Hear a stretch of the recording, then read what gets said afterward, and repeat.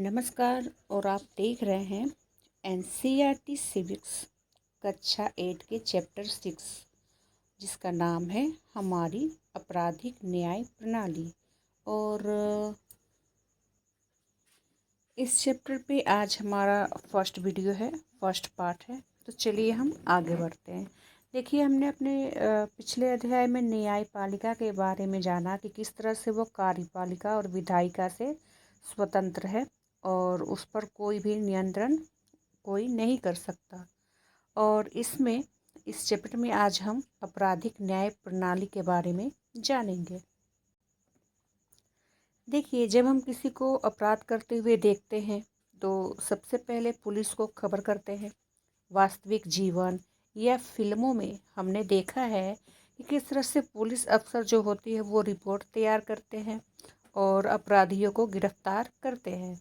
तो अपराधियों को गिरफ्तार करने में पुलिस की जो भूमिका होती है उसके आधार पर कई बार ऐसा लगता है कि मानो पुलिस ही तय करती है कि कोई अपराधी है या नहीं है, लेकिन ऐसा नहीं है, ऐसा नहीं होता है। जब किसी व्यक्ति को गिरफ्तार किया जाता है तो अदालत ही यह तय करती है कि आरोपी वाकई दोषी है या नहीं।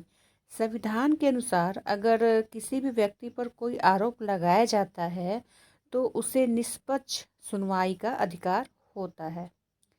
फिर से पूछ रहा है कि क्या आप जानते हैं कि निष्पक्ष सुनवाई का जो मौका है वो हासिल करने का क्या मतलब होता है? क्या आपने एफआईआर के बारे में सुना है? क्या आप जानते हैं कि जो सरकारी वकील होते हैं वो कौन होते हैं? और इस अध्याय में हम चोरी की एक कल्पना जो है वो एक काल्पनिक घटना के जरिए ये समझने की चेष्टा करेंगे, कोशिश करेंगे कि न्याय पाने की जो प्रक्रिया होती है वो किस तरह से होती है, किस तरह से चलती है और आपराधिक न्याय व्यवस्था में अलग अलग लोगों की क्या भूमिका होती है। ध्यान रखें कि ज़्यादातर मामले जो है वो उसी प्रक्रिया से गुजरते हैं जिसका हमने अपने काल्पनिक उदाहरण में जिक्र किया है, जो कि हम अभी नीचे देखेंगे। तो फलस्वरूप इन प्रक्रियाओं को समझना और आपराधिक न्याय व्यवस्था में अलग अलग लोगों की भूमिकाओं को समझना महत्वपूर्ण होता है। अगर कभी ऐसा मौका आता है तो ये जानकारी आपके लिए, हम सब के लिए उपयोगी साबित हो सकता है। देखिए, यहाँ पर आप देख सकते हैं अदालत है और कुछ व्यक्ति है, वकील है, और ये आपस में बात कर रहे हैं। एक कह रही है, महिला है, कि मैं निर्दोष हूँ और मेरी सुनवाई हो। चलिए हम जानते हैं पूरा मामला क्या है। तो बम्बई में एक मकान है, श्रीमती सिंधे तैयार हो रही है और 1 घंटे से वो अपने गले का जो है हार है उसे ढूंढती है और कह रही है कि मुझे पक्का पता है, यहीं रखा था, कहाँ गया। फिर उनके हस्बैंड कहते हैं कि जल्दी करो भाई, हमें देर हो रही है, शादी के लिए समारोह में जाना है। तो वो कहती है कि मुझे मेरी सोने की जो चेन है, जो जंजीर है, नहीं मिल रही है, दराज में भी नहीं है। मुझे लगता है कि शांति जो उनके घर में काम करती है, तो शांति ने मेरा हार जो है वो चुरा लिया है। मेरे कमरे में सफाई करते हुए वह ज़्यादा ही समय लगाती है। जो शांति है, हेमब्रम पिछले 3 साल से इस मकान में काम करती है। और फिर से पूछती है मिसेज सिंधे कि शांति, क्या अब तुम चोरी भी करने लगी हो, और वो भी सोने की हार? अपना बक्सा लाओ, मैं अभी तलाशी लूँगी। हमने पुलिस को बुला लिया है और अगर तुमने हार लिया है तो अभी लौटा दो। तो शांति कहती है कि नहीं मैडम, मैंने चोरी नहीं की है। तो शिंदे साहब शांति के बक्से की तलाशी लेते हैं और उन्हें लिफाफे में 10,000 के रुपए मिलते हैं। वह शांति पर चिल्लाने लगते हैं और उन्हें यकीन हो जाता है कि शांति ने हार बेचकर जो पैसे हैं वो उसी हार को बेचकर मिले हैं। अब शांति कहती है कि साहब, मेरा भाई और मैं पिछले साल भर से पैसे जमा कर रहे हैं। हम गांव में लौटकर एक बैल खरीदना चाहते हैं। मैडम, मैं बेगुनाह हूँ, ऐसा शांति का कहना है। अब मिस्टर सिंधे जो है वो थाने पहुंच जाते हैं और कहते हैं कि मैं एफआईआर लिखने आया हूँ। मेरे घर में चोरी हुई है। घर की नौकरानी शांति ने मेरी पत्नी का हार चुरा लिया है। अब आप ये ज़रूर बताएं कमेंट में कि जो एफआईआर है वो दीवानी है या फिर फौजदारी। ठीक है, आप ज़रूर बताएं। नेक्स्ट है हमारा कि शिंदे साहब के कहने पर जो सब इंस्पेक्टर है वो राव है, वो एफआईआर दर्ज कर लेते हैं। शिंदे साहब सब इंस्पेक्टर राव के साथ घर आते हैं। अब मैं इस चोरी के बारे में श्री शिंदे और उनकी पत्नी का बयान दर्ज करूंगा, ऐसा उनका कहना है, राव का कहना है। तो रुपये के लिफाफे को सील करके सबूत के तौर पर अपने साथ ले जा रहा हूँ और शांति को गिरफ्तार करके थाने ले जा रहा हूँ। मेहरबानी करके मुझे थाने मत ले जाइए, ऐसा शांति का कहना है। मैंने हार नहीं चुराया। तो शांति का जो भाई है वो सुशील आता है, सुशील है नाम उनका, और सब इंस्पेक्टर राव से विनती करता है कि वह शांति को छोड़ दे। तो राव का कहना है कि उसने सोने का हार चुराया है, तुम अदालत से जमानत का आदेश लेकर आओ। लेकिन मैं वकील की फ़ीस कहाँ से लाऊंगा, ऐसा कर सकते हैं, सुशील का कहना है। उसके लिए कौन जमानती बनेगा। आपने हमारी सारी कमाई तो सील करके अपने पास रख ली है। देखिए, सब इंस्पेक्टर राव सुशील को भी 2 दिन तक हवालात में रखता है। उसे सब इंस्पेक्टर राव और कई कांस्टेबल जो है वो पीटते हैं, गालियाँ देते हैं। वे उस पर दबाव डालते हैं कि जो इल्ज़ाम है उसे वो कबूल ले। वे उसे यह मानने के लिए कहते हैं कि वह और उसकी बहन शांति जो है वो घरेलू नौकरों का एक गिरोह चलाते हैं, और वह जो गिरोह है घरों में गहने चोरी करता है। शिंदे के पड़ोस से गहनों के गायब होने की कुछ और शिकायतें भी की जा चुकी है। जब सुशील बार बार यही कहता रहता है कि वह निर्दोष है, फैक्ट्री में मजदूरी करता है, 2 दिन बाद पुलिस उसे छोड़ देती है। तो अदालत ने 1 महीने बाद शांति की जमानत की अर्जी जो है वो मंजूर तो कर ली है, लेकिन फिर भी कोई भी 20,000 रुपये के लिए उसका जमानती बनने को तैयार नहीं रहता है। तो नतीजन क्या होता है, जमानत के बावजूद वह जेल में ही पड़ी रहती है और गहरे सदमे की हालत में वह डरी हुई मुकदमे का क्या नतीजा निकलेगा ऐसा सोचती है। मेरा क्या होगा, मैंने तो कुछ गलत नहीं किया, सिर्फ मैडम के शक की वजह से मैं सलाखों के पीछे हूँ। हम लोगों ने जो पैसे बचाया था वह कभी अब वापस मिल पाएगा, ऐसा शांति का सोचना है।